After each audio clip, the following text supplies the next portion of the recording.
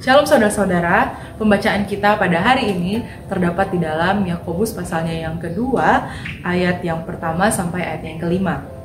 Saudara-saudaraku, sebagai orang yang beriman kepada Yesus Kristus, Tuhan kita yang mulia, janganlah iman itu kamu amalkan dengan memandang muka. Sebab jika ada seorang masuk ke dalam kumpulanmu dengan memakai cincin emas dan pakaian indah, dan datang juga seorang miskin ke situ dengan memakai pakaian buruk, dan kamu menghormati orang yang berpakaian indah itu dan berkata kepadanya, "Silakan duduk di tempat yang baik ini."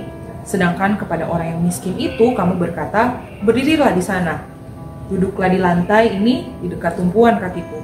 Bukankah kamu telah membuat perbedaan di dalam hatimu dan bertindak sebagai hakim dengan pikiran yang jahat?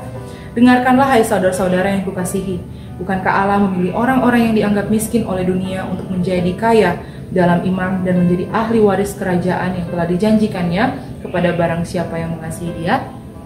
Saudara-saudara, dalam bagian ini Yakobus mau mengingatkan kita sebagai jemaatnya untuk tidak memandang muka.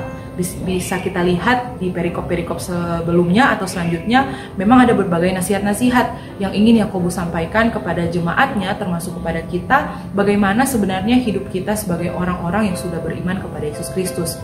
Dan pada perikop ini adalah tentang jangan memandang muka. Kenapa Yakobus ingin menasihatkan hal ini?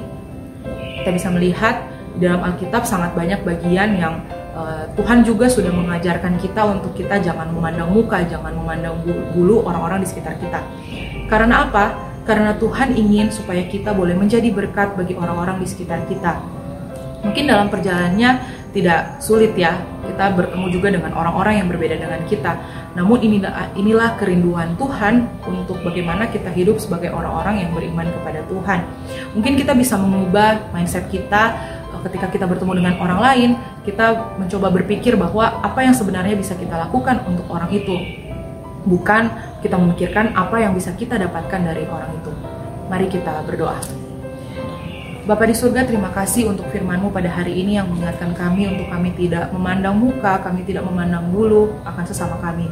Tuhan, tolong kami punya hati yang mau mengasihi sesama kami.